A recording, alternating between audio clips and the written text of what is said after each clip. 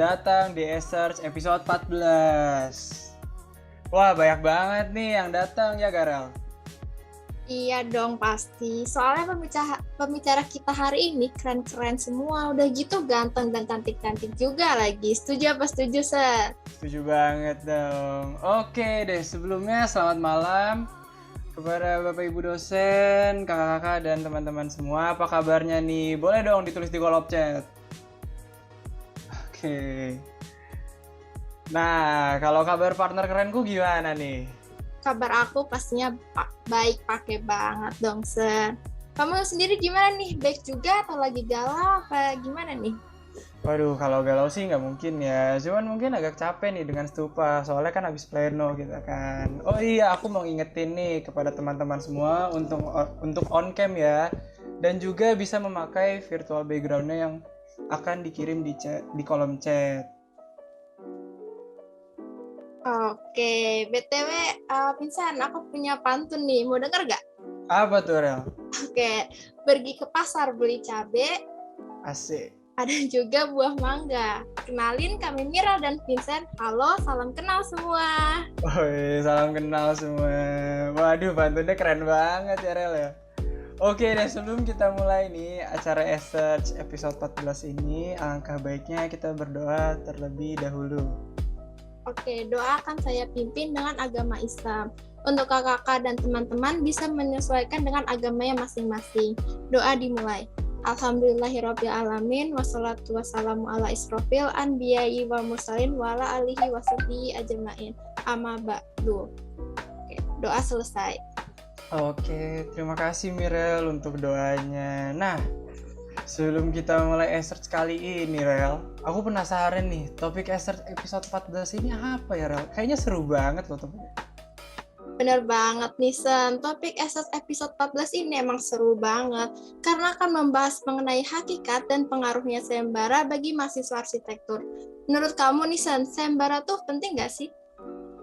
Wah, kalau menurut aku sih penting banget sih menurut aku. Cuman kayaknya tuh susah deh buat ikut sayembara. Ya mungkin karena aku yang kurang berani gitu ya. Tapi kalau misalnya menurut aku manfaat dari sayembara itu pasti banyak sih, Rel. Aku juga setuju sama kamu, San. Nah, pas banget nih, San. Pembicara episode 14 hari ini bakal membahas mengenai sayembara. Oke, nah tanpa basa-basi lagi, kita langsung panggil aja kali ya, San, pembicaranya. Oke, betul banget nih. Oke deh, kita langsung gas aja panggil pembicaranya. Halo Kak Fakri, Kak Tata, Kak Yara. Apa kabar kakak-kakak semua? Hai Vincent dan Mirel. Halo, Kak. Halo Kak. Gimana nih Kak, pleno kemarin lancar gak Kak? Lancar gak, Tak? Gue kan gak pleno ya, Tak? Gue lancar-lancar aja sih. Gue kan soalnya ngerjain sama temen-temen kan waktu mau pleno itu lancar-lancar aja. Walaupun nggak sampai selesai sih kayak tuh materi gue. Itu ya sorry ya guys, lagi azan di rumah gue jadi. Pokoknya lancar. Oke. Kak Fakri gimana Kak Fakri? Kalau gue juga sama sih lancar ya, walaupun agak deadlineer juga kemarin, tapi ya berusaha untuk memberi yang terbaik lah. Dia tetap berusaha ngasih yang terbaik. Tapi alhamdulillah hasilnya memuaskan. Oke, langsung aja nih kita kasih tepuk tangan nih buat kakak-kakak kita yang keren. Virtual applause-nya mana nih teman-teman? Boleh dong dikasih. Oke, boleh dong teman-teman. Kasih virtual applause-nya. Nah, sebelumnya aku mau remind nih bagi teman-teman yang ingin bertanya, boleh pertanyaannya ditampung dahulu ya. Nanti di akhir sesi materi kalian boleh raise hand atau tulis pertanyaan di kolom chat. Oke deh, langsung aja nih Kak Fakri, Kak Tata, dan Kak Yara dipersilahkan untuk memulai presentasinya. Oke, thank you Vincent dan Mirel. Thank you, Kak. Mungkin sambil dulu share screen-nya ya. Gue mau nyapa kalian dulu. Hai semuanya, kenalin gue Yara. Ada Tata dan juga ada Fahri. Mungkin di sini kita bakal ngobrol-ngobrol sedikit dan juga sharing-sharing tentang sayembara dan juga proyek-proyek yang udah pernah kita lewatin. Boleh share screen-nya Kak Tata? Nah, oke. Sebelum kita masuk ke materi, kayak gue mau nanya salah satu audiens di sini deh. Dia itu orangnya juga sering ikut sayembara juga, jadi gue pengen tahu pendapat dia kenapa sayembara tuh penting banget. Mungkin langsung aja gue panggil Kak Uung ya. Hai Kak Uung. Halo Yara, halo semuanya. Kedengeran nggak ya suara gue? Kedengeran. Nah, Oke. kan lu sering ikut sayembara nih. Menurut lu benefit apa aja sih yang lo dapet selama sayembara itu? Oke, thank you atas pertanyaan ini. Kalau gue, kita kan semua pasti beda-beda ya. Cuman kalau dari pengalaman gue, karena gue juga udah mulai rencana ikut itu dari semester 1, gue jadi dapat pengetahuan banyak banget tentang komputasi atau cara pakai SketchUp misalnya atau cara render. Pokoknya itu udah diketahuin duluan sebelum gue dikasih tugas kalau stupanya harus pakai digital. Itu pengaruh banget sih. Yang kedua, sayembara itu kan kebanyakan ngebebasin kita buat eksplor apapun, nggak ada ketentuan dari dosen dan lain-lain. Nah itu ngebantu kita kayak mancing banget buat kita biar bisa meluapkan semua ide kita dalam bentuk desain tanpa ada batasan apapun. Banyak kan ya yang nggak ada ketentuan kalau misalnya harus dibangun. Nah itu sih. Jadi lo lebih terbiasa aja kalau misalnya buat mikir lebih out of the box gitu, lebih fleksibel, ya lebih luas aja gitu. Bener banget. Thank you ya, Ung. Thank you. Iya bener banget disebutin sama Kak Uung. Itu di sayembara di challenge banyak challenge baru yang harus kita lewatin. Tapi nanti detail-detailnya bakal kita bahas terakhir ya setelah kita sharing-sharing project kita. Nah hari ini kita bakal sharing 3 project. Yang pertama itu ada, boleh next tak? Nah, ada Kencana Bandung, ada Bujang House, dan juga Institut LART di Indonesia. Daripada lama-lama, mendingan kita langsung aja dengerin penjelasan dari Kak Tata tentang Kencana Bandung. Oke, halo semuanya. Semoga teman-teman di sini yang ikutin pada nonton dengan benar ya, yang off cam juga semoga pada dengerin. Jadi yang pertama itu, gue sebenarnya ada beberapa sayembara yang pernah gue ikutin, gak cuma 3 ini, cuman yang lolos sensor yang emang masih layak untuk ditampilkannya cuma 3 ini doang. Nah, di tim-tim sayembara ini biasanya gue pilih beda-beda gitu loh. Ini juga pertama kalinya gue, Fahri sama Yara satu tim di sayembara, di yang nanti satu ruang yang akan ditayangin sama Kayara nanti. Tapi yang pertama ini gue mau ngebahas tentang sayembara yang gue ikutin tahun lalu. Kayak sekitar di awal tahun lalu atau pertengahan tahun lalu bareng sama Kak Alvin sama juga Nevan.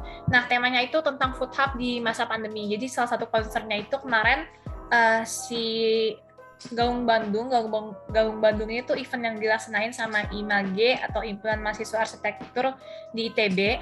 Nah, mereka tuh concernnya tuh pengen memperbaiki laju pertumbuhan ekonomi di Kota Bandung karena saat itu tuh lagi turun drastis semenjak pandemi.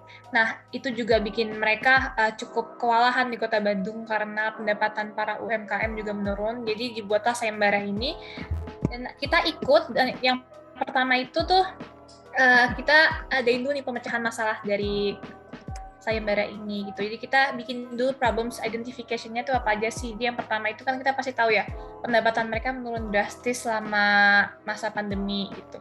Yang pertama bukan cuma karena orang-orang jadi susah untuk membeli makanan dan sebagainya, tapi juga karena semakin tingginya harga sewa semakin tahun kan. Sedangkan mereka juga nggak dapat duit dari mana-mana karena lagi nggak ada orderan gitu. Terus yang kedua juga mereka punya tempat yang kurang strategis gitu. Mereka pilih tempat yang emang susah dijangkau, ya orang-orang juga gimana tahunya ada tempat itu, ada orang yang jualan di situ kalau misalnya lokasinya aja nggak strategis gitu. Terus juga salah satu hal yang bikin para tempat-tempat bisnis itu kurang laku karena mereka mempunyai bangunan yang kurang atraktif atau kurang menarik untuk dilihat. Apalagi sekarang orang-orang milih bangunan yang emang instagramable, yang emang bagus untuk dilihat gitu. Yang terakhir juga terbatasnya fasilitas atau infrastruktur yang ada pada bangunan tersebut. Nah, yang pertama itu kita lakuin pas ikut sayembara itu cari lokasi, karena emang di sini kita dibebasin untuk pilih lokasinya dimanapun di daerah Kota Bandung.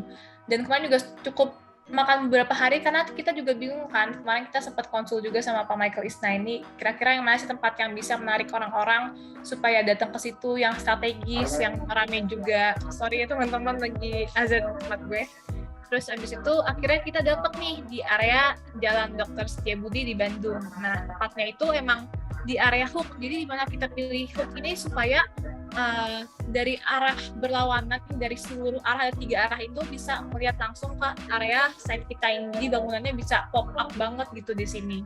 Selain itu juga tempat ini strategis karena di dekat sama area-area hotel, terus area-area rekreasi juga di sini gitu. Oke, next. Ya, jadi kebetulan juga kemarin gue lagi di Bandung, terus Pak Michael bilang kenapa nggak sekalian kamu kunjungin aja biar tahu gitu loh. Paling menarik tuh kalau dilihat dari arah mana sih bangunan ini, terus juga rasain juga udaranya itu sejuk atau enggak, karena ini kan mempengaruhi banget sama desain kita mau bikin terbuka atau enggak, kita mau bikin tertutup pakai AC atau enggak gitu. Dan turns out ternyata tempatnya sejuk banget di sini walaupun di siang hari gitu, jadi kita mutusin untuk bikin bangunan yang emang terbuka gitu loh, nggak perlu pakai AC. Nah, masuk ke desain proses ini kita bikin dari awal tuh kira-kira bangunannya harus diapain sih supaya bisa pop up. Nah, akhirnya kita bikin di lantai 2 supaya kita miringin, supaya dimiringin ini tuh supaya dari area hook itu tuh orang-orang bisa langsung lihat nih, wah nih bangunan kok keren sih kayak melayang gitu, kayak di bawahnya nggak ada apa-apa, padahal kita cuma main di area cantilever itu doang gitu. Terus bagian sisanya tuh kita mainin ya buat area-area taman deh, baru belakangnya kita potong gitu. Jadilah desain kita kurang lebih seperti ini. Oke, untuk aksonometrinya sendiri seperti ini. Di lantai 1 itu kita fokusin ke area retail, area penjualan terdiri dari beberapa stand-stand. Dan kalau kalian lihat juga di bagian side-nya ini kita bikin ada item-item itu area drive-thru. Kenapa kita adain drive-thru padahal ini tuh area kayak food hub buat UMKM? Karena yang pertama itu kita ngejawab pertanyaan dari gimana caranya untuk ngakali supaya food hub ini rame di masa pandemi. Nah, karena kalau kita lihat para fast food ini kan ada in drive-thru tuh laku banget kan, apalagi pas masa pandemi orang-orang pada nggak mau turun buat langsung makan di tempat. Jadi kita adain drive-thru supaya nanti orang-orang yang emang nggak mau turun, yang mau membatasi kontak sama orang lain tuh tinggal drive-thru aja gitu. Di lantai 2 juga kita fokusin ke area sitting area. Kenapa di lantai 2? Karena di lantai 2 itu kan tadi lo langsung bisa lihat view kota Bandung gitu loh, dari segala penjuru arah, karena itu kan ada di hook gitu. Baru di area sisanya itu kita kasih untuk area recreation area di bagian depannya.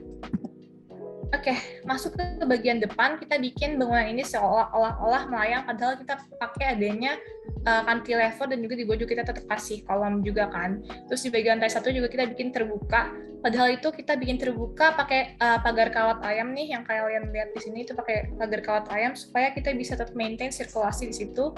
Karena kan ini masa pandemi juga, kita nggak mau bikin ruangan yang tertutup gitu, kita maunya tetap udara masuk, udara keluar gitu, kita bikinnya yang terbuka banget. Serta lantai 2-nya ini kita bikin adanya pagar-pagar kawat ayam serta tanaman menjalar, Jadi di atasnya juga kita bikin adanya kaca. Kenapa pakai kaca? Karena di bawahnya ini kita sediain adanya tempat duduk outdoor gitu. Untuk lantai 1-nya sendiri di bagian dalam tuh kita bikin ada beberapa stand ini tuh buat penunjang UMKM tadi. Jadi kita bikin juga agak berjarak supaya mereka ngantrinya juga nggak berdesakan gitu.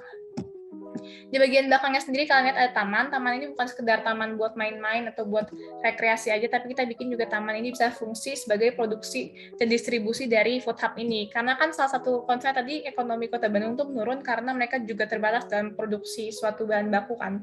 Kita bikin, kenapa kita nggak bikin aja tempat produksi sendiri di food hub ini, jadi mereka bisa produksi, terus mereka pakai sendiri kayak wortelnya, kentangnya, jahenya, dan sebagainya, daripada harus beli lagi kan. Jadi kita maintain di dalam dari food hub ini gitu.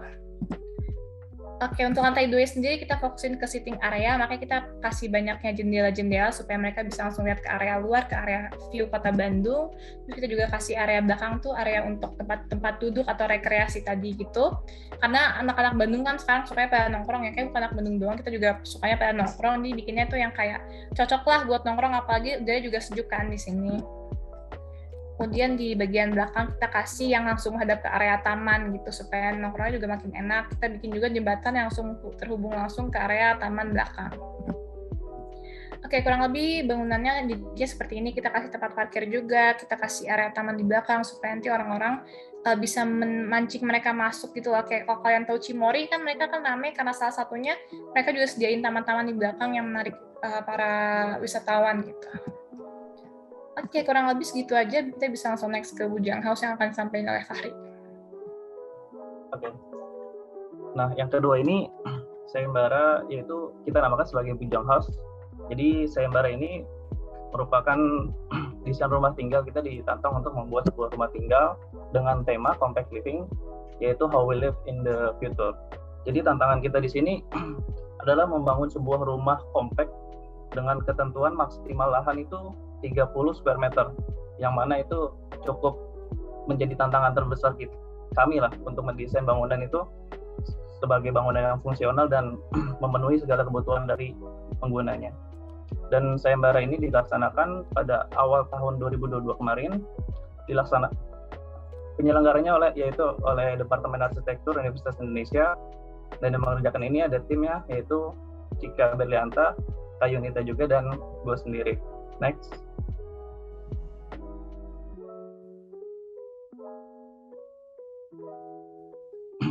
Nah, ini brief description dari panitianya. Jadi di sini kita dipertanyakan bahwa apakah kita pernah penasaran gitu bagaimana kehidupan di masa depan dengan adanya mobil terbang mungkin, ataupun dengan adanya robot, ataupun dengan kemajuan teknologi yang sangat pesat di masa depan nanti.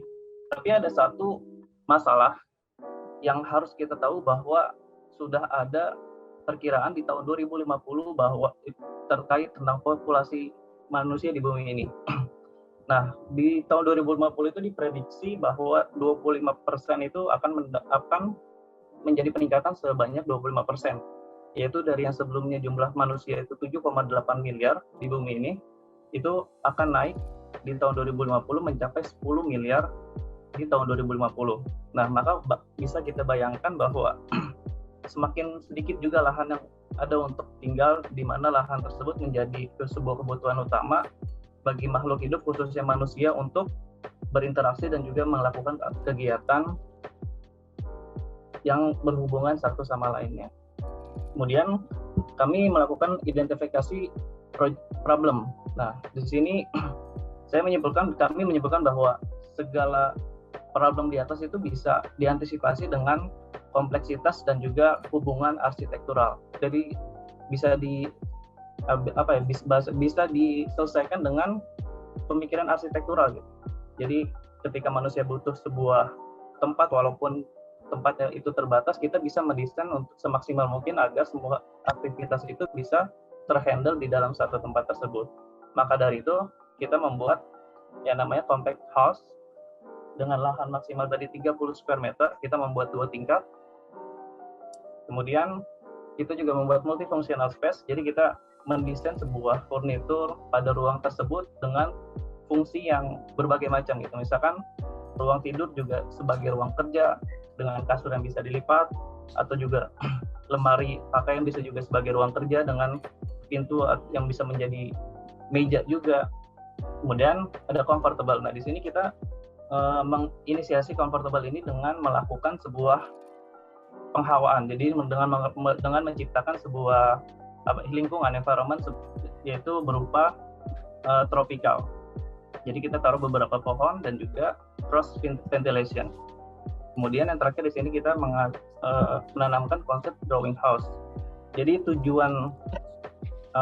jadi konsep pertama kami membangun rumah compact house ini untuk targetnya yaitu untuk pasangan muda yang mana belum memiliki keturunan.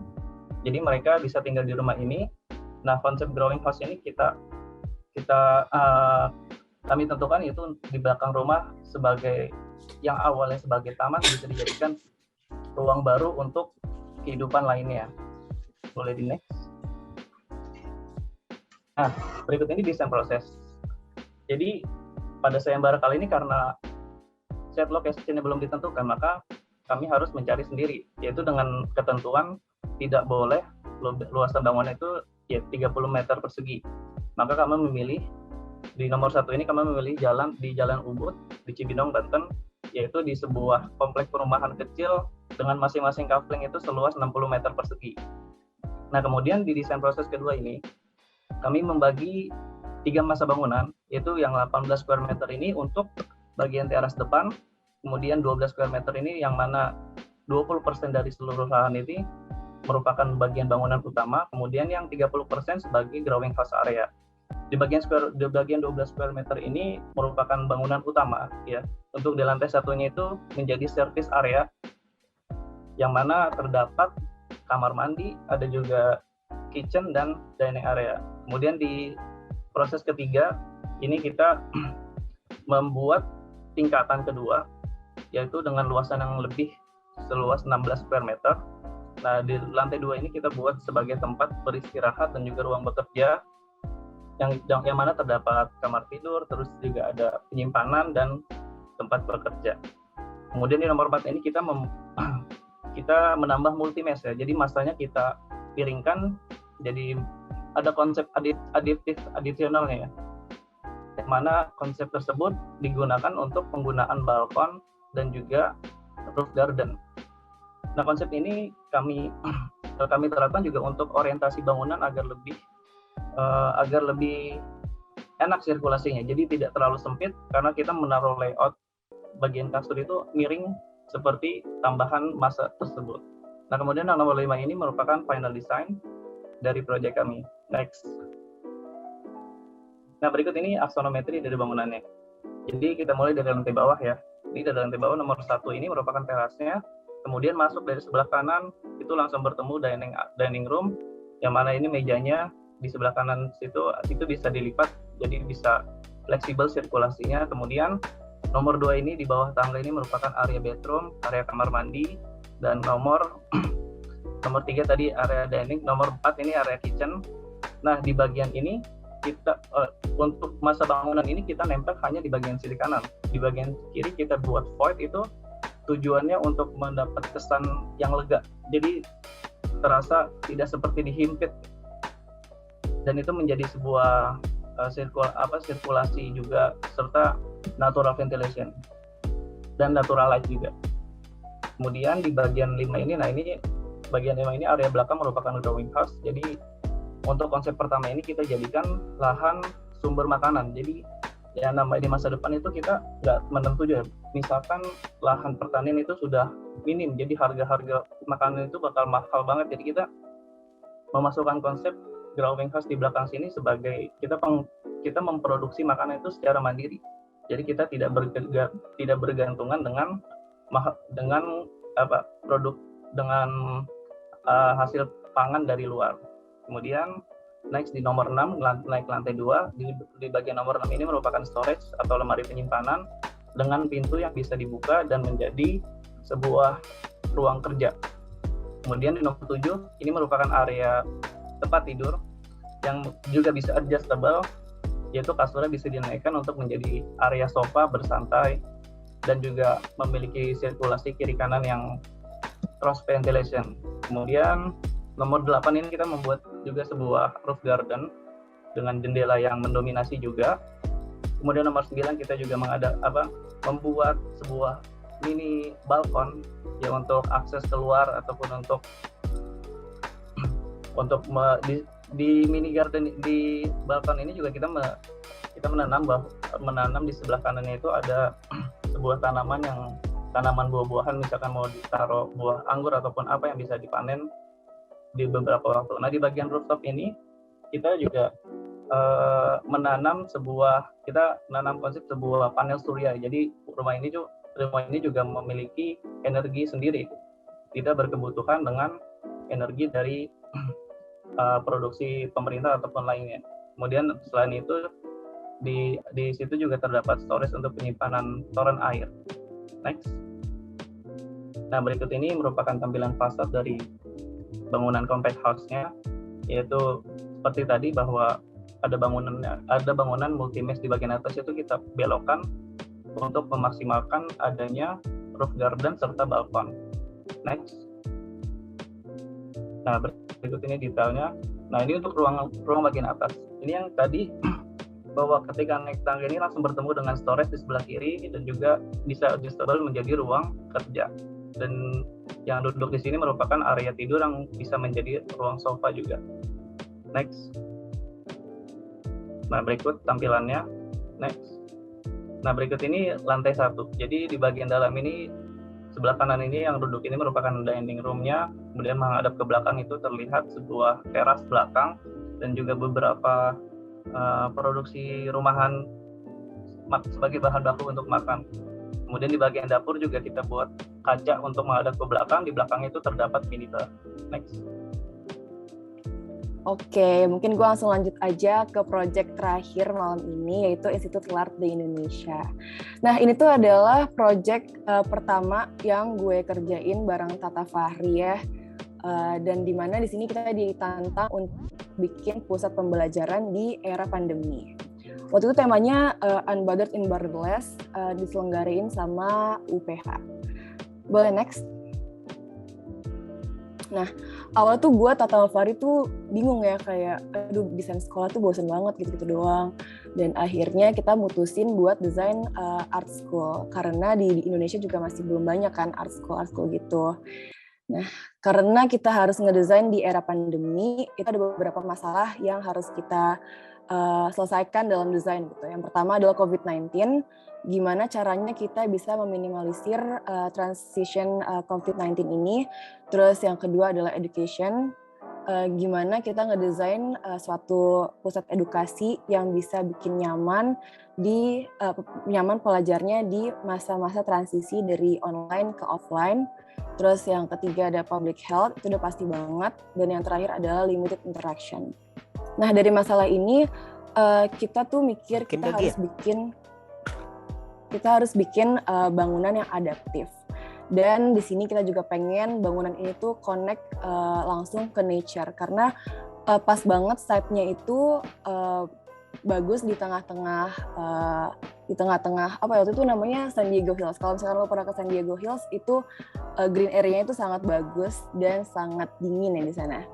Nah, dari masalah-masalah ini kita menemukan 3 solution yang bisa kita highlight, yaitu yang pertama, strong connection with public space, terus yang kedua, generous green area, dan yang terakhir adalah borderless interaction. Boleh next? Nah, di sini adalah desain proses kita. Bangunan kita terbagi menjadi 2 masa bangunan. Di tengah-tengahnya tuh kita kasih inner court. Kenapa ada inner court di situ? Karena kita mau inner court ini menjadi salah satu penghubung 2 bangunan ini. Terus kita juga ngebagi 3 zoning di sini, ada public space, terus ada education, terus yang terakhir ada entertainment. Mungkin di sini ada yang baru ya, entertainment. Kenapa kita kasih entertainment? Karena sekolah ini dibangun di masa pandemi ya. Jadi pasti siswa-siswanya tuh juga kayak kita gitu, angkatan corona. Jadi harus pas kita masuk offline tuh kita berharap mendapatkan pembelajaran yang menyenangkan. Jadi di sini kita ngasih entertainment room untuk mereka bisa nge-refresh diri mereka masing-masing. Terus yang terakhir itu adalah sloped roof. Di sini kita ngasih atap miring in response to climate juga di sana, dan juga kita kasih vegetasi di atasnya. Boleh next? Nah, ini adalah building axonometrik kita. Mungkin gue mulai dari yang warna kuning itu adalah public space-nya. Yang pertama itu adalah art shop dan lounge. Di situ kita kasih art shop juga karena kan ini art school ya. Jadi mereka bisa beli-beli art supply-nya di sana. Terus ada juga yang di sebelah kanan itu adalah exhibition. Terus yang warna ungu yang di depan itu adalah library. Dan yang di belakang itu adalah kelas, dan yang di atas juga kelas. Jadi di atas itu udah fokus ke educational purpose gitu. Boleh next? Oh ya, kalau misalkan lo ikut sayembara, lo bakal pasti diminta beberapa output. Yang pertama adalah site plan. Ini adalah site plan dari Institut LART di Indonesia. Next. Terus bakal ada floor plan, section, dan juga elevation.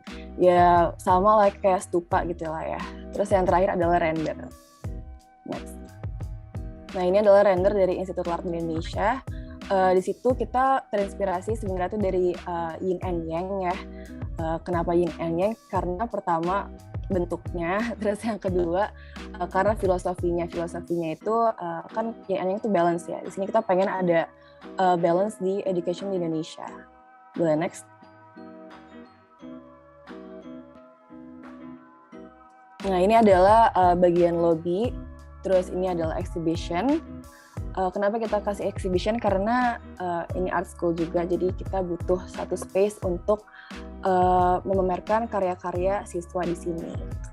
Next. Nah, ini adalah library, tapi bisa multifunction, bisa jadi meeting area. Next. Terus bisa jadi private study area juga kalau misalkan kacanya diturunin. Jadi ini interiornya tuh custom dan bisa adjustable. Terus abis itu ada juga reading cornernya yang bisa langsung lihat ke inner court di luar. Gitu. Boleh next.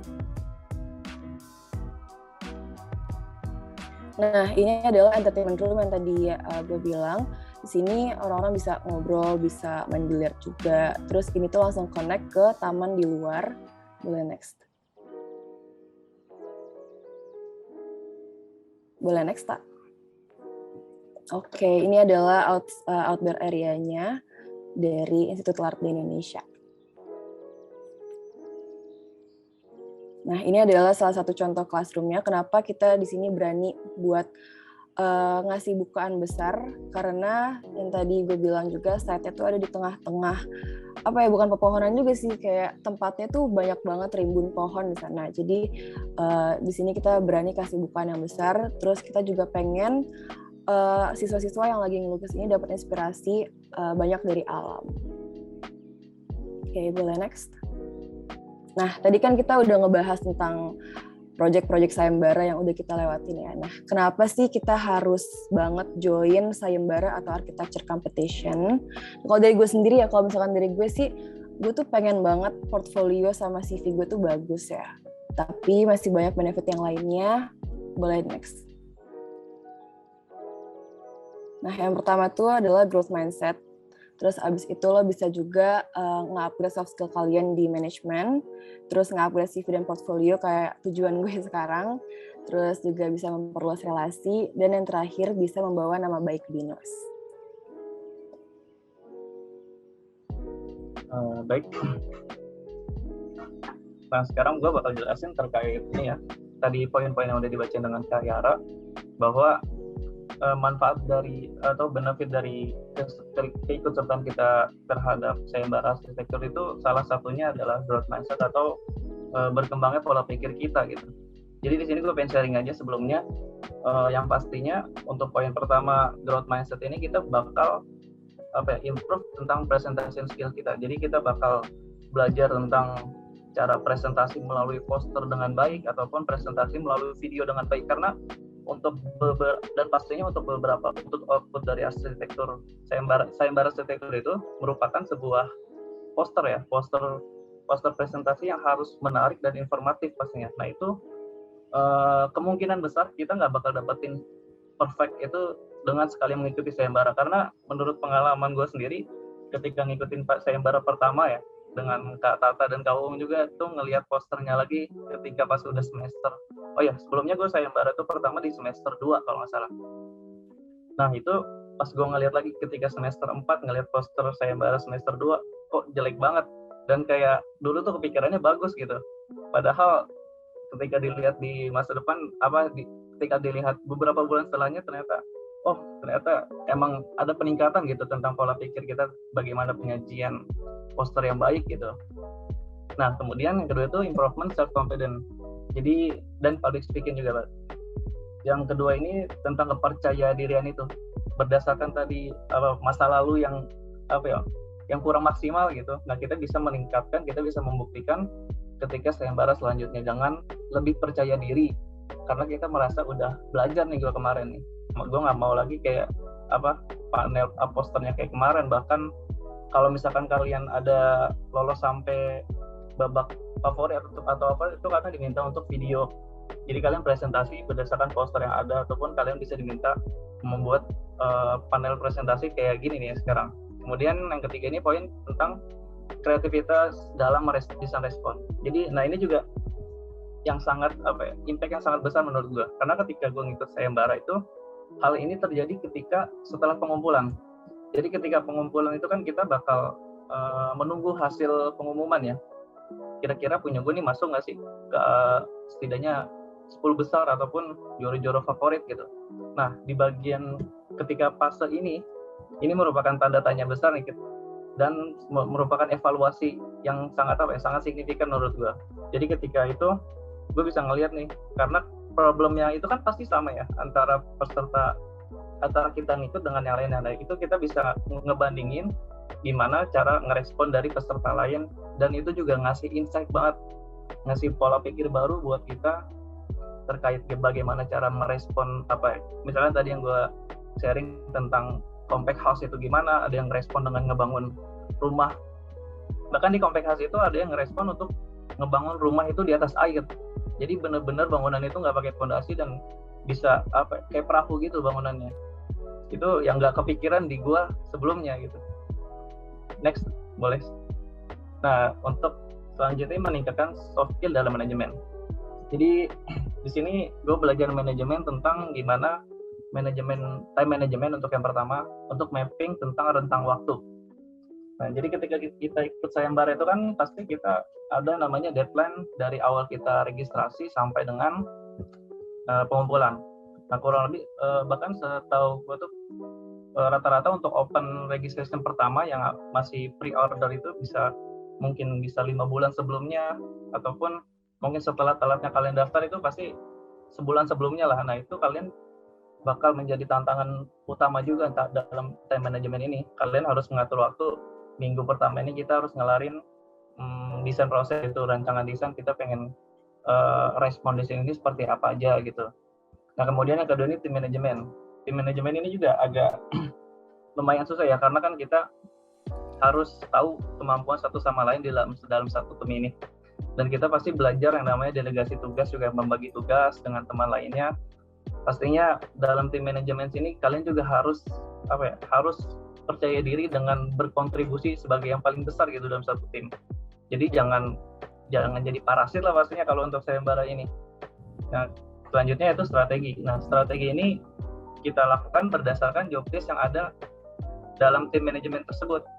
Jadi kita dalam strategi ini merupakan penerapan untuk setelah adanya job desk dari tim manajemen itu kita harus ngelakuin apa dulu sih. Nah, ini dari strategi ini. Kemudian yang terakhir itu eksekusi. Nah, setelah strateginya udah ada ya kita harus ngelaksanain untuk komitmen juga pastinya. Berdasarkan tim manajemen itu kita harus benar-benar, kalau yang paling efektif sih pastinya kalau gue buat kalender dengan teman sayembaranya juga. Jadi kita atur deadline, minggu ini briefing, terus ngerjain di waktu itu juga biar sama-sama ada peningkatan progres dari sayembara tersebut. Next. Oke, selanjutnya another benefit dari ikut sayembara ini sih yang harus kalian perhatiin banget ya. Ini juga salah satu fokus gue sama Kak Fahri ikut sayembara tuh buat nambah CV sama portofolio. Kenapa ini penting banget? Karena lo nggak akan dapetin apa yang lo ikutin sayembara kalau cuma bikin proyek-proyek lo di studio perancangan kuliah doang. Apa sih paling lo stupa dapetnya rumah atau villa, terus coffee shop kan masih ini ya manual kan, gambar itu kan paling nggak mungkin lo masukin ke dalam portofolio lo.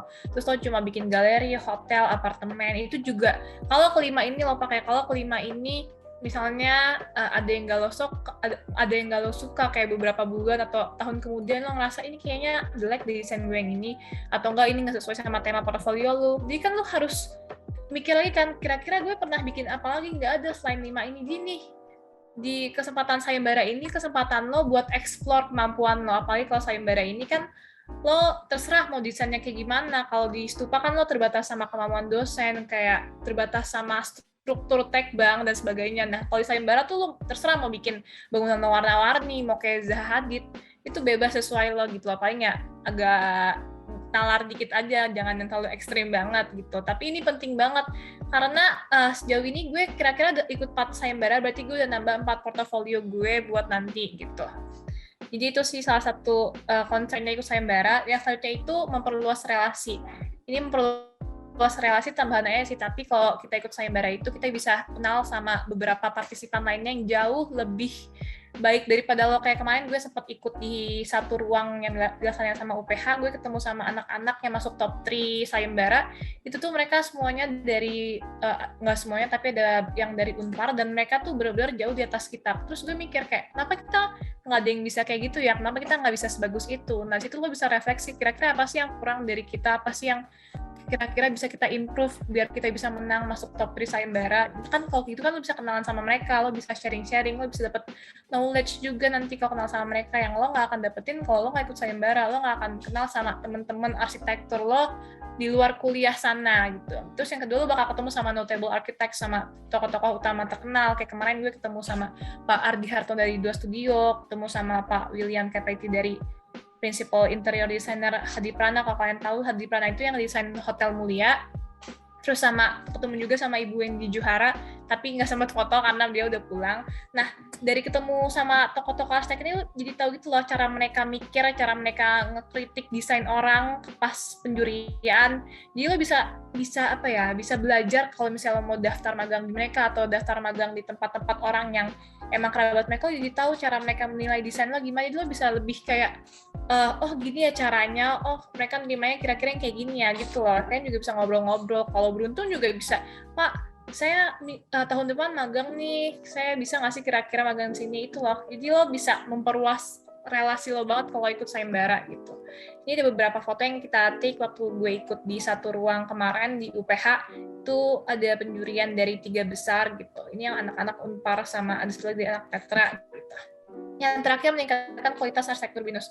Kalau kalian lihat, coba kita udah berapa kali sih menang sayembara di RC BINUS, belum ada kan, belum ada yang kayak pop up banget gitu loh. Ini saatnya kalian buat muncul ke permukaan supaya kita dikenal gitu loh. Kayak orang-orang pasti kan tahu yang menang sama ini Unpar lagi. Kayak kapan BINUS bisa maju sih, kapan BINUS bisa masuk ke dalam nama-nama yang orang sebut-sebut itu sih. Jadi ini kesempatan lo, karena kalau misalnya lo udah masuk top 3, lo akan ditanya, oh dari kampus mana gitu. Oh saya dari RC BINUS, kan lo kayak bawa alma mater lo juga bangga sendiri sama alma mater lo. Jadi itu sih kayak salah satu fokus dan juga kemauan kita untuk sayembara itu karena kita emang mau memajukan alma mater kita supaya nanti kalau lo kerja juga BINUS bisa dipikirnya lebih baik gitu lah di bidang arsitektur. Terus selanjutnya apa sih yang harus lo persiapin? Kan pasti teman-teman sini paling ada yang mau ikut sayembara tapi kayak Kak bingung deh emang harus apa aja sih kalau sayembara, emang harus apa sih? Nah ini kita bakal jelasin, boleh Farid? Oke, di sini gue bakal jelasin tentang workflow ya, tentang alur yang harus dilakuin ketika ingin sayembara. Dan konsep workflow ini juga dinamisnya nggak mutlak seperti ini, karena ya itu berbeda gitu untuk tiap-tiap kondisi dari kalian. Tapi biasanya ketika gue pengen sayembara itu strateginya kayak gini. Jadi pertama itu gue nentuin dulu pilihan nih, gue pengen sayembara ini tim atau pengen sendiri, karena kan ada tuh sayembara yang bisa sendiri juga. Nah ini merupakan tahap awal. Jadi gue nentuin tim atau sendiri. Kemudian setelah itu gue mencari tema-tema sayembara. Karena yang perlu kita ketahui juga ya, bahwa sayembara ini tersedia banyak banget di luar sana tuh. Dan memiliki tema juga yang bermacam-macam. Bahkan ada skalanya juga. Ada skala nasional, bahkan internasional gitu.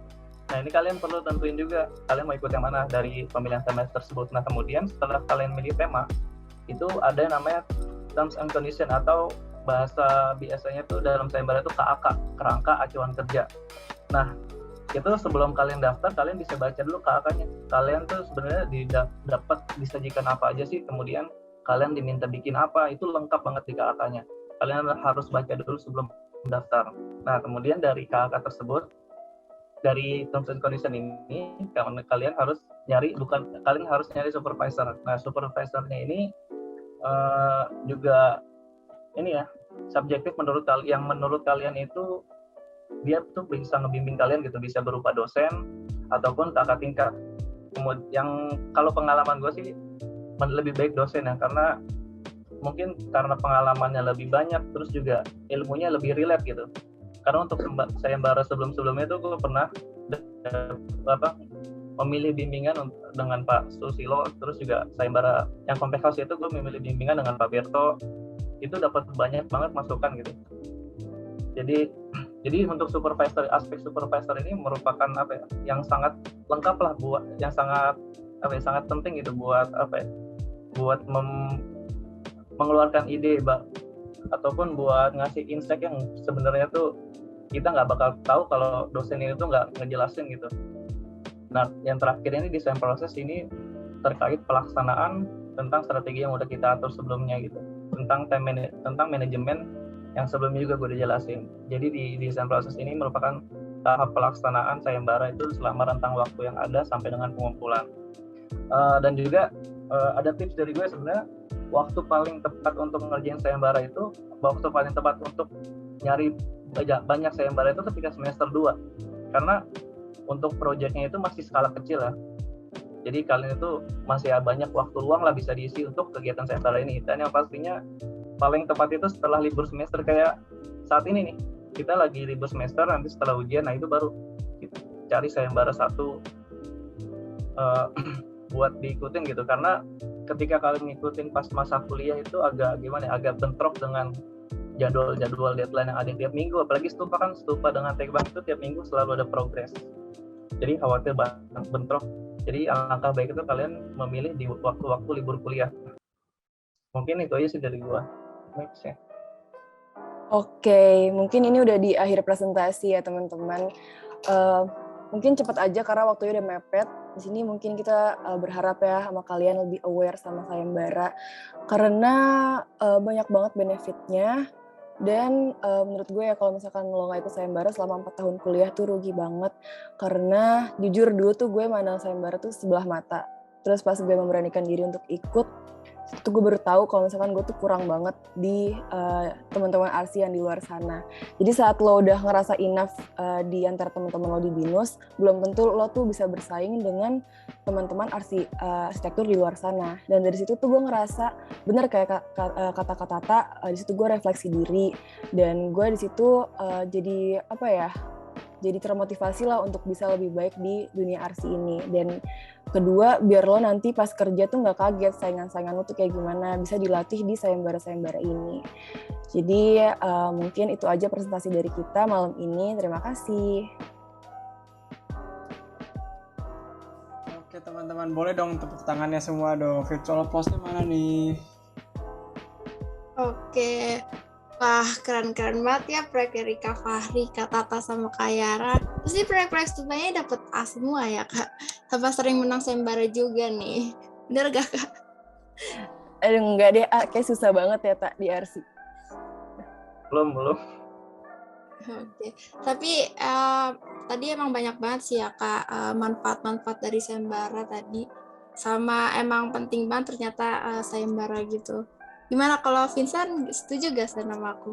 Ya, setuju banget sih kalau dari aku, kayak dari presentasinya Kak Tata, Kak Yara, sama Kak Fahri itu kayak bener-bener menginspirasi banget sih. Apalagi dijelasin juga kan yang harus disiapin itu apa, terus manfaatnya juga. Terus kayak dengan mengikuti sayembara itu juga menambah portofolio sama CV. Itu kayak jadi sekarang lebih mikir juga sih kayak, gimana ya ke depannya kalau misalnya nggak ikut sayembara, kerjaannya cuma kerjain tugas stupa doang. Kayaknya sih nggak bisa jadi arsitek kali ya, Kak, kalau misalnya nggak ikut sayembara nih, nggak ada pengalamannya. Tapi Vincent, Mira udah pernah belum ikut sayembara? Kalau aku belum sih, Kak. Aduh, gimana? Aku tuh pengen, Kak, cuman aku takut, Kak. Iya, sama, Kak. Kenapa takut? Takut aja gitu, kayak takut nggak tiba-tiba misalnya ikut terus nggak tahu mau desain apa gitu, terus jadi bingung sendiri, jadi kayak ya bingung gitu, Kak, gitu sih, Kak, kurang lebih. Sama sih, Kak. Justru itu, karena kalau kalian ikut sayembara kan tim, jadi kalau kalian stuck pasti kan tim kalian masih punya ide gitu. Justru yang namanya sayembara itu karena kalian bisa sama-sama brainstorming bareng gitu loh. Kan kalian juga bisa minta bantuan sama pembimbing dosen gitu loh buat bantu kalian brainstorming. Jangan takut tahu kalau ikut sayembara tuh justru seru, tahu ya, Yara, Fahri. Iya, soalnya apa? Jadi pikirin sih sebenarnya, kayak yang penting sih kalau gue ya, kalau bagus bisa masukin portfolio, kalau misalkan jelek juga ya nambah pengalaman juga gitu. Emang gitu ya, seharusnya tuh sayembara tuh dijadiin ajang buat ajang coba-coba aja gitu. Karena ketika kalian salah pun kalian nggak akan dimarahin. Ketika kalian ketika nggak ngumpul juga kalian nggak bakal dimarahin, karena ada beberapa tim juga diangkat gitu buat sayembara gitu. Walaupun nggak kumpul tapi itu dapat pelajaran yang udah dianalisa sebelumnya gitu. Kita tahu bahwa untuk menciptakan karya ini tuh harus kayak gini. Jadi emang nggak harus ditakutin, yang harus itu ya harus dicoba itu sayembara. gitu Kak. Terus juga kayak aku mau nanya sih Kak, kayak kakak-kakak ini tuh kalau pas sayembara itu untuk kayak memilih timnya itu diskusi dulu sama teman-teman atau kayak emang dari awal tuh udah tahu nih, oh nanti kalau sayembara pokoknya sama ini terus kayak kedepannya bakal sayembara sama ini terus, atau gimana tuh Kak? Oke, gue coba jawab ya.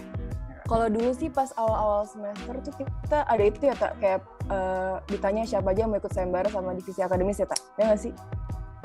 Iya, terus kayak dibikinin grup gitu. Cuman akhirnya kita nyarinya timnya tuh yang teman-teman deket sih, dari teman-teman deket. Jadi kan kita udah tahu kan personalnya mereka kayak gimana, terus cara kerjanya mereka kayak gimana. Nah dari situ tuh kita bisa milih teman-teman yang menurut kita cocok untuk bisa bareng di sayembara ini gitu sih.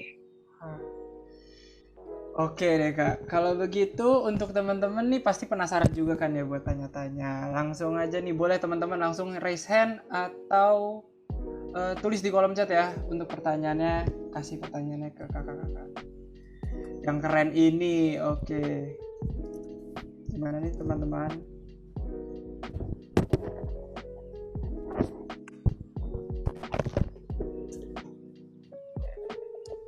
Ayo boleh teman-teman yang mau nanya langsung, sama masih penasaran, langsung di raise hand aja atau terus di kolom chat.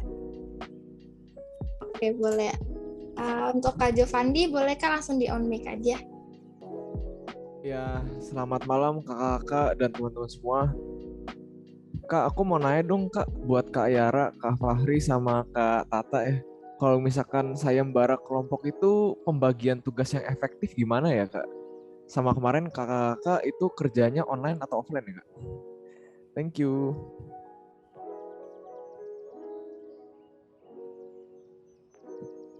Oke, siapa nih yang mau jawab nih? Thank you Jovandi, by the way. Siapa nih? Lo apa Gue gue? boleh jawab deh. Boleh. Oke, gue bakal jelasin tentang pembagian tugas ketika tim sayembara ya. Pastinya untuk di awal itu kita bagi tugas itu pengumpulan data ya. Jadi misalkan kita dapat project, misalkan tadi yang project sekolah itu, kita itu di awal itu pastinya mapping ya, apa kebutuhannya nih apa aja. Misalkan kalau yang project itu sekolah tadi kan gue tuh dibutuhkan untuk sebenarnya standar sekolah melukis itu ada ruang apa aja sih, terus standar sekolah melukis itu butuh parkir berapa, standar sekolah melukis itu butuh butuh kegiatan apa aja gitu. Terus ada juga yang harus dikumpulkan kan data terkait set itu ya, set tersebut itu lokasinya di mana, orientasi mataharinya gimana, suhu sekitar gimana. Nah, untuk di tahap awal itu kita bagi tugas itu. Jadi ada yang ngambil data kegiatan buat kegiatan sekolah lukis itu apa, terus ada yang analisa site, terus juga ada yang atur layout mungkin. Jadi untuk pembagian tugas itu ya berkelanjutan sih, berdasarkan tahap-tahap yang ada. Di tahap pertama itu pembagian data, tahap kedua ini mungkin develop design, misalkan bangunan 2 lantai. Jadi tahap kedua tuh ada satu orang bertiga ya, misalkan satu orang buat lantai 1, satu orang buat lantai 2, satunya atur layout site-nya. Nah itu kemudian bertahap lagi setelah bangunan 3D modelnya jadi, itu saya biasanya bagi tugas, ada yang tugasnya rendering, ada yang tugasnya bikin bikin gambar ini ya, gambar tekbang, gambar tekbang itu. Terus sama ada yang layout poster. Nah itu biasanya tugas final itu dibagi 3 itu. Ada yang tugasnya rendering, tugas finishing detail gambar, sama tugas poster. Itu biasanya sih di final itu. Kemudian ya setelah itu tinggal misalkan semua udah selesai, kita fokus di bagian poster bareng-bareng itu. Lengkapin apa sih yang harus ada di info apa aja sih yang dibutuhin untuk menjelaskan desain kita gitu. Mungkin itu dari gue sih.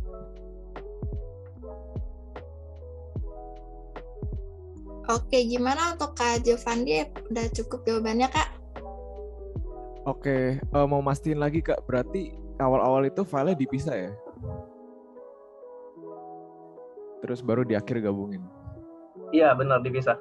Jadi kita emang kan kebetulan ini kan kita juga dikasih wadah ya untuk sharing file ini di OneDrive. Nah itu kita bisa buka folder sendiri buat sharing file. Jadi emang, dan jangan lupa juga biar makin terorganisir juga, kalian untuk project itu dikasih nama masing-masing gitu.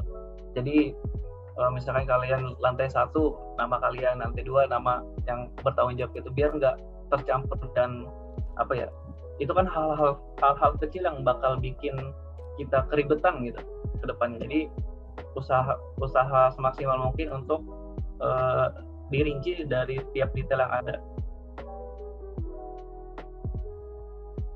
Oke deh, thank you Kak Fahri, Kak Tata, sama Kak Yara. Oke. Happy birthday ya Kak. Oke, thank you. Oke, ada lagi nih Kak dari Kak Uung. Katanya kakaknya ada cara tersendiri gak buat milih tipe sayembara atau bebas aja? Oke, gue coba jawab ya. Nanti paling yang lain gue nambahin. Gue sebenarnya pilih tipe sayembara itu yang penting gue sekarang lagi nggak pengen rumah-rumah, karena gue udah 2 kali join sayembara yang temanya rumah, itu udah cukup ngebosenin bagi gue, apalagi kayak rumah murah, rumah affordable, rumah dengan lahan terbatas. Jadi gue sekarang lagi ngindarin banget buat ikut sayembara yang tentang rumah, tapi biasanya gue milih sayembara yang emang menurut gue ini topiknya seru nih buat dijalanin. Kayak kemarin gue ikut yang sekolah kan gue belum pernah dapet, jadi paling gue sekarang ikut sayembara yang belum pernah gue tanganin aja sih proyeknya. Kayak kalau udah rumah, hotel, sekolah, galeri itu udah gak gue ambil lagi. Kalau yang menantang baru gue ambil sih. Karena kalau topiknya nggak seru, lo nggak akan enjoy gitu lo ngerjain. Jadi pilihnya topiknya menurut lo seru gitu. Sekarang Sari mungkin nambahin. Bener banget, gue mau nambahin dikit sih ya. Memang topiknya, pilih topiknya. Terus ini juga kalian tuh nggak harus ikut sayembara arsitektur doang, kalian tuh bisa ke desain interior juga. Kayak kemarin tuh yang Institut Art di Indonesia tuh sebenarnya desain interior itu yang ngelaksanain tuh jurusan desain interior UPH. Tapi di situ kan kita juga bisa ngembangin di situ ya, kayak desain interior dan arsitektur tuh pasti berkesinambungan, berhubungan. Jadi gitu sih, sesuaiin aja sama minat kalian gitu. Oke, gimana untuk Kak Uung? Apa udah jelas untuk jawabannya? Oke, udah jelas. Oke Kak. Oke, ada pertanyaan lagi nih dari Kak Wildan. Kak, mau tanya tips nentuin komposisi tim yang baik gimana Kak? Oke, gue mau coba jawab dulu, ntar kalian tambahin aja ya, Tari. Kalau menurut gue, dalam satu tim itu kan pasti pendapatnya pasti beda-beda ya, apalagi tentang desain gitu, kalian punya perspektif sendiri-sendiri. Nah, gue tuh yang gue utamain dalam satu tim tuh orang-orang yang bisa menerima pendapat kalian gitu. Jadi daripada nanti kalian cekcok tentang pendapat kalian masing-masing, mending lo cari personality orang yang bisa menerima pendapat dan bisa bekerja dalam jadi kalian gak usah berantem tentang pendapat kalian gitu. Terus abis itu yang kedua tentang ini sih, tentang hard skill-nya gitu. Kayak misalkan gue tuh nggak bisa rendering, terus gue di backup sama Fahri sama Tata, mereka tuh bisa rendering. Terus misalkan Fahri tuh jago di Gamtek, terus Tata jago di 3D modeling, sama gue juga di 3D modeling. Nah jadi kita bertiga tuh saling ngebantu gitu loh di masing-masing output yang bakal dikumpulin sayembara itu. Ya gitu sih kalau menurut gue. Mungkin Tata sama Fahri bisa nambahin. Oke, gue nambahin dikit sih. Jadi kalau yang kemarin satu ruang ini kebetulan gue yang ngajak mereka kan. Gue disuruh temen gue ikut nih. Kebetulan panitnya di sini nih temen gue. Jadi gue suruh ikut kan. Jadi gue pilih kira-kira gue desain sekolah tuh gue cocoknya ngambil siapa sih yang kira-kira selera desainnya tuh ke arah situ gitu loh. Kebetulan gue sama Yara selera desainnya sama banget gitu loh. Kayak kita biasanya setuju sama satu hal desain. Tapi gue pikir kayak nggak bisa deh ya kalau berdua doang, kita butuh yang emang jago Gamtek dan juga jago mengoperasikan software, dan kebetulan Fahri ini jago banget gitu loh. Terus kita agak-agak kudet gitu, jadi kita mengambil Fahri lah untuk ikut tim kita buat ikut sayembara ini gitu. Jadi yang penting kalian tuh cari tim yang bisa saling melengkapi, jangan cari tim yang malah menjadi beban atau menghambat kalian sayembara, ujung-ujungnya lo malah berantem gitu. Jadi kan kebetulan gue kayak Yara sama Fahri temen deket banget ya kita ya, satu pertemanan, jadi jangan sampai karena pertemanan lo jadi berantem gitu. Cari emang temen lo yang bisa motivasi gitu. Gila, sangat menginspirasi jawaban-jawaban dari kakak ini. Gimana Kak Wildan, apakah udah terjawab Kak? Cukup, oke. Terima kasih Kak Wildan dan kakak-kakak. Ada pertanyaan lagi nih. Kak, rendernya pakai aplikasi apa, Kak? Kalau boleh tahu gimana tuh, Kak? Pakai aplikasi apa? Oke, boleh jawab deh saya nih. Oke, ini tadi sama jawaban dia. Untuk saat ini sih dari kita bertiga rendernya masih terbatas ya, jadi masih menggunakan Enscape karena masing-masing juga belum mempunyai device yang mumpuni untuk menggunakan Lumion ya, karena cukup berat juga Lumion. Tapi pastinya dari kita bertiga tuh pengen banget gitu ngerender tuh pakai Lumion, karena kan apalagi ngerender video tuh yang bisa ada animasinya, kemudian juga hasilnya juga lebih realistis dibandingkan yang lainnya, dibandingkan misalkan ada Twinmotion juga. Tapi untuk saat ini kita seringnya pakai Enscape. Alasan pakai Enscape juga karena praktis, terus ringan. Kalau untuk render gambar cukup realistis dan bisa kalau untuk bikin gambar itu kita juga bisa ngatur preset segala macam, jadi nggak perlu ribet gitu. Ketika buka aplikasi renderan itu kita harus setting ulang lagi dari awal. Gitu aja sih. Gue mau nambahin dikit, tadi gue juga foto yang pertama yang tadi sayembara Pencana Bandung itu kan gue sama Alvin sama Nevan ya, itu ada beberapa foto yang pakai Lumion, itu tuh pakai laptopnya Alvin. Nah itu gue juga mengajak Alvin karena gue tahu Alvin jago di Lumion, pakai render aja gue ngajak Alvin gitu. Hai Alvin. Coba. Kalau capeknya? Oke, gimana Ko Jovandi udah terjawab belum? Udah Kak, udah terjawab. Oke, selanjutnya teman-teman gimana? Ada yang mau bertanya lagi? Boleh nih di raise hand. Oke, oh nih dari Kak Ilen nih ada yang nanya. Oh Kak Ilen, oke. Mau nanya, buat Kak Tata nih, mau nanya gimana sih cara kamu bisa mendesain bangunan kamu jadi bagus, interior atau eksterior, dan gimana cara mendapat idenya? Oke, buat Kak Tata silakan Kak. Oke. Thank you Kak Yulian pertanyaannya. Ini nanti teman-teman yang lain boleh bantu jawab ya. Jadi biasanya kita kalau sebelum desain biasanya kita juga cari dulu nih di Pinterest, misalnya cari, kan kemarin kita bikin school ya, kita cari kayak desain sekolah yang modern buat jadi inspirasi kita. Nggak cuma di Pinterest sih, cari di Arts Daily, baru nanti kira-kira gue suka ini nih, Yara suka ini, Faris suka ini, gabungin deh, kita gabungin mau kembangin yang mana gitu. Jadi ya pasti ada lah, lo bukan nyontek ya, tapi pasti lo ada kayak ngintip desain orang, terus gue mau ada ngambil bagian ini nih dari yang ini, gue mau ngambil bagian ini dari yang bangunan ini gitu. Jadi baru deh nanti lo akhirnya udah punya keputusan final bertiga, baru lo bikin kembangin gitu. Kalau interiornya sendiri, kebetulan gue sama Yara tuh anaknya into interior banget gitu. Gue juga kebetulan punya teman anak desain interior, jadi paling gue biasanya tanya ke dia. Kalau enggak, kita cari-cari juga sih di Pinterest interiornya kira-kira gimana yang cocok gitu-gitu. Kalau nggak cari di buku di Perpus Binus, ini nggak gimmick ya, tapi beneran cari aja buku di Perpus Binus tuh banyak yang bahas-bahas tentang interior dan juga bangunan gitu. Itu sih paling. Oke Kak, gimana Kak Ilen? Apakah sudah terjawab Kak? Oke, makasih juga. Ya, sama-sama.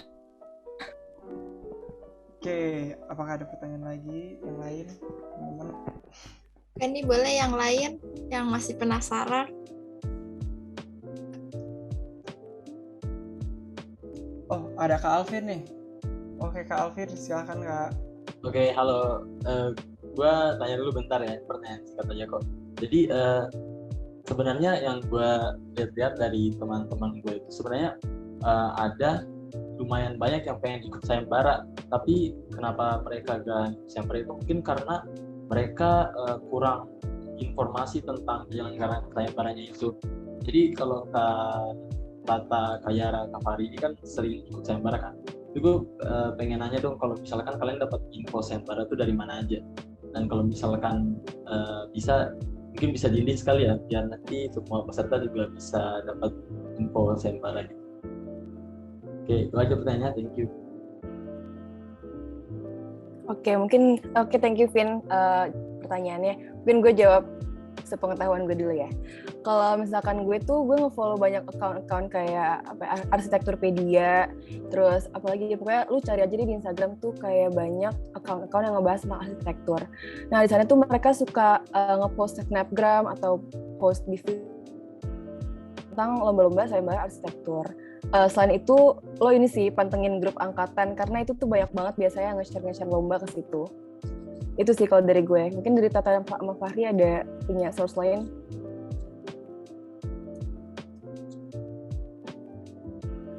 Oke, kalau dari gue kalian nggak usah muluk-muluk ini sih buat cari di IG. Kalaupun cari di IG, kalian cari aja tuh follow kata Kak Wildan di chat info.sayembara, itu gue juga follow buat tahu updatean sayembara. Atau lo kira-kira mau dapat informasi dari yang di-share sama Alvin. Ini lo tanya supaya gue jawab gitu ya, Vin?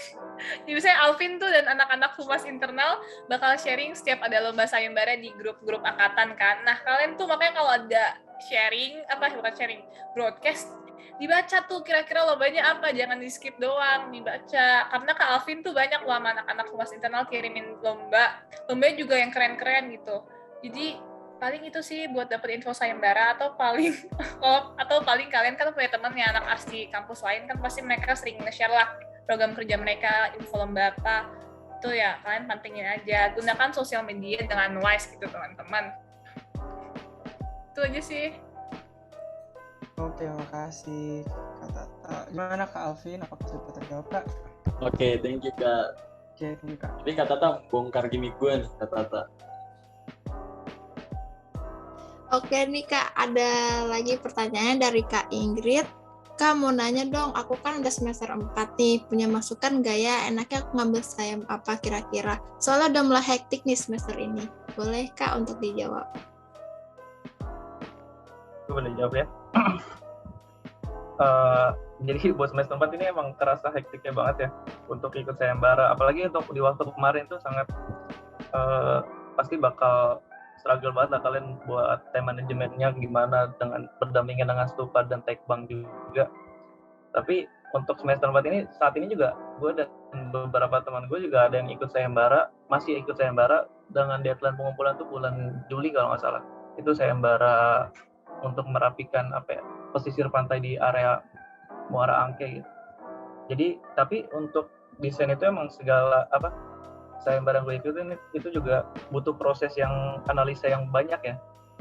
Tapi sebenarnya kalian bisa ikut juga nyari sayembara tuh yang jangka waktunya dan beban kerjanya itu yang nggak begitu besar. Kayak sayembara poster mungkin, itu kan masuk juga sayembara poster arsitektur juga ada banyak gitu. Ataupun kalian ikut sayembara desain interior itu. Nah itu biasanya kan udah disediain itu ruangannya kayak gimana. Kalian tinggal redesign dari file yang ada, kalian adjust kalian tanpa perlu analisa set lainnya gitu. Paling dari gue itu sih, kalian ikut sayembara yang sekiranya menurut kalian itu skala bebannya itu ringan dan jangka waktunya juga nggak terlalu lama ataupun nggak terlalu cepat gitu. Oke, gimana Kak Ingrid untuk jawabannya?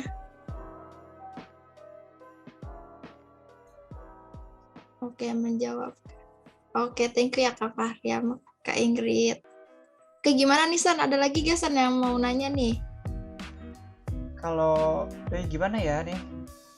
Kalau gitu aku mau nanya deh Kak. Menurut Kakak tuh untuk bisa kayak memunculkan percaya diri dari kita sendiri tuh gimana sih? Kayak pede nih, walaupun kita kayak ngerasa dari awalnya kayaknya nih masuk arsitektur terus sudah kerjain Stupa kayaknya tuh nggak sesuai dengan yang kita mau gitu loh. Terus tapi tuh kita sebenarnya pengen juga gitu ikut sayembara. Terus kayak gimana cara biar kita tuh bisa percaya diri nih, kayak oke, walaupun desainnya kayak gini tapi pede aja lah gitu. Gimana tuh Kak mengembangkan biar bisa percaya dirinya gitu sih Kak.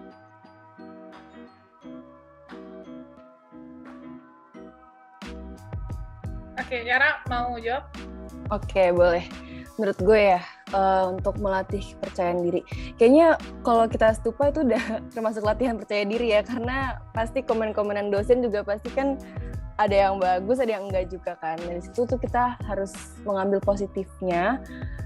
Selain itu juga kayaknya ini sih, kalau misalkan lo ngerjain sesuatu harus niat gitu, kayak biar nanti terakhir-akhirnya tuh lo ngerasa kayak wah ini tuh udah yang terbaik dari diri gue. Jadi ya mau gak mau gue tuh ya udah pasti pede gitu loh, karena itu tuh lo ngerjainnya secara detail, secara benar-benar fokus gitu. Menurut gue kayak gitu sih cara latihannya. Mungkin Tata mau nambahin? Iya, gue menambahin dikit. Jadi gue paling kalau ikut sayembara tuh percaya diri lu akan meningkat seiring waktu gitu loh. Kalian mau lihat nggak sih sayembara pertama kali gue, Fahri sama Ung, sejelek apa? Itu pertama kali kita ikut semester 2. Gue bisa share screen sekarang, tapi gue malu banget, sumpah. Itu bener-bener, gue share screen deh ya, supaya lo pada percaya diri. Lo bandingin sama karya kita tadi, di akhir sama ini pertama kali gue ikut sayembara. Sumpah jujur gue juga pertama kali sayembara jelek banget. Yar, ini gue lebih jelek daripada lu kayaknya deh, Yar. Bahkan gue bikin meja aja tuh pendek banget, sumpah. Nih, lo lihat rumah apa nih? Rumah lebah. Ini lo lihat jelek banget ya. Ini pertama kali ikut sayembara, terus gue semester 2 awal ya itu ya. Semester 2 awal, terus gue kayak merasa sama Fahri sama si Ung, kayak ini nggak sebet itu, dia kayak lumayan keren. Beberapa bulan kemudian gue bener-bener, gue sempet posting ini di IG arsitektur gue punya IG arsitektur kan. Gue udah hapus karena gue malu, gue pernah merancang ini. Lu ngerti gak sih kayak, tapi nggak apa-apa, dari ini gue belajar banyak gitu loh. Gue ngeliat apa ini rumah lebah, kayak potongannya juga apa nih, gelap banget kan. Kayak itu yang bikin gue sama yang lain belajar gitu loh. Kayak ini menjadi salah satu milestone kita gitu loh. Kayak coba deh lu lihat awal kali kita sayembara sama bandingin sama yang tadi punya kita jauh banget kan. Nah itu tuh yang bikin kita seenggaknya, oh ini gue pernah ikut sayembara sejelek ini nih gitu. Lihat, mana ada orang sepedaan malam-malam kan. Itu sih supaya kalian percaya diri aja. Kalian ingat gue pernah sama Fahri sama Ung mendesain bangunan sejelek ini. Terus ini tough house, kalau kalian tahu kita nggak tahu mau nama apa. Jadi kita namain tough house tuh Tata, Uung, sama Fahri Fajar gitu. Kalau kalian insecure, lihat desain ini, oke. Apa-apa yang penting kalian tuh improve gitu loh. Udah, gue malu banget nih share-nya. Dan itu sih yang penting pede gitu, walaupun desain lu jelek, walaupun kayak pas lu submit, panitia yang lihat nih desain apa, jelek banget, itu yang penting pede dulu gitu. Karena secara nggak langsung, secara lu nggak sadar, ntar lu nge-improve sendiri deh, sumpah. Iya. Kalau udah sayembara. Oke, terima kasih banyak Kak jawabannya. Oke, lanjut nih, ada pertanyaan lagi nih dari Kak Radia. Permisi Kak, mau nanya dong, kan kita di sini mahasiswa yang ada kewajiban akademik. Terus cara bagi waktu biar bisa ikut lomba gimana? Sekian, terima kasih. Mungkin ini masuk ke time management ya? Siapa yang menjawab nih? Gue, Tata, sama Fahri. Ya, Tiara, silakan. Oke, untuk time management di RC itu sedikit impossible ya, karena kita pasti hektik banget. Tapi menurut gue lo cari di waktu-waktu yang menurut lo agak senggang gitu. Kayak mungkin tadi Kak Fahri juga ngomong kan, kayak pas liburan atau lagi tugas-tugas lagi nggak banyak, lo bisa ikut sayembara. Menurut gue itu lo bisa ikut sayembara karena jujur aja kalau misalkan lo ikut sayembara pas lagi hektik-hektiknya tuh nanti malah nggak kepegang dua-duanya gitu loh. Jadi pinter-pinter cari waktu, sama ini sih harus dijadwalin. Kayak tadi Fahri juga udah bilang kan, kayak lu bikin Google Calendar sama tim lu, terus dibagi tugasnya juga kayak gimana, deadline-nya kayak gimana. Jadi lebih terstruktur gitu sih.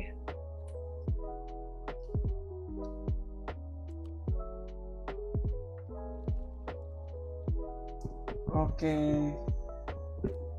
Untuk Kak Radia, apakah sudah terjawab, Kak?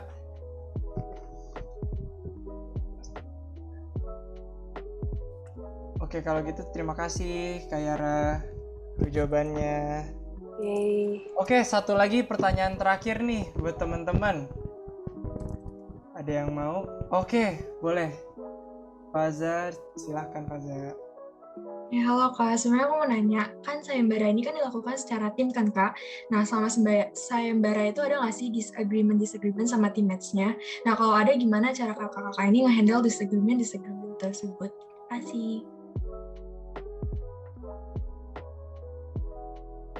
Arya jawab, Pi. Oke, gue bantu jawab ya. Ini terkait apa ya? Mungkin idealisme masing-masing gitu ya. Tapi yang pastinya ini pasti ada sih. Cuman cara menghadapinya itu jangan terlalu dibawa serius gitu. Kayak ini tuh ajang kita belajar buat bareng-bareng gitu. Nggak perlu egois satu sama lain kayak pengen bangun rumah sendiri ya, kayak gitu tuh. Jadi kita tuh harus tahu bahwa kita di sini kan sama-sama belajar. Jadi kita mengesampingkan idealisme masing-masing, kita pengen ini itu, ya itu ditahan dulu. Kita tujuan utamanya itu kolaborasi gitu.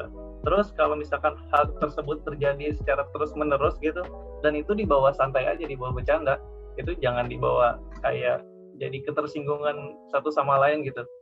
Karena seharusnya hal-hal kayak gitu tuh emang harus ada dan nggak boleh dibawa serius. Pasti ada sih hal-hal kayak gitu tuh, cuman jangan dibawa serius. Jadi kita harus bawa santai, bercanda gitu. Ini apa nih? Ya karena kan pasti ada sering beda pendapat dan kita tuh pengen pendapat kita tuh yang digunakan, cuman ya itu sebuah apa ya, sebuah upaya kita buat menentukan yang terbaik dengan kolaborasi. Iya. Itu sih dari saya. Gue nambahin deh, perbedaan pendapat tuh pasti banget ya, apalagi kalau lu bekerja dengan orang-orang yang idealis seperti Fahri dan Uung. Gue waktu itu pertama kali sayembara, gue 2 kali ikut sayembara sama Fahri sama Uung. Pertama yang rumah lebah tadi, sama yang kedua rumah yang minimalis tadi itu yang 30 square meter. Nah itu tuh enggak, sumpah Fahri sama Uung tuh bener-bener kayak setiap kayak mereka berdebat tuh. Fahri maunya kayak gini, Uung maunya kayak gini. Kayak Fahri terlalu idealis, Uung terlalu pengen yang bangunannya lebih menantang.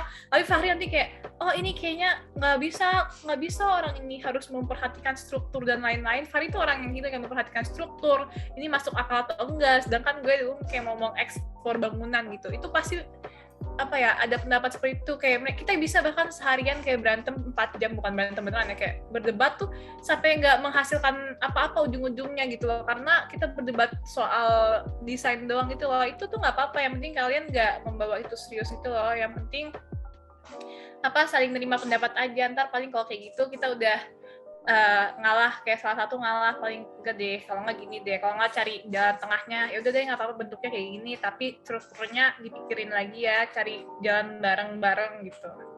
Itu sih paling.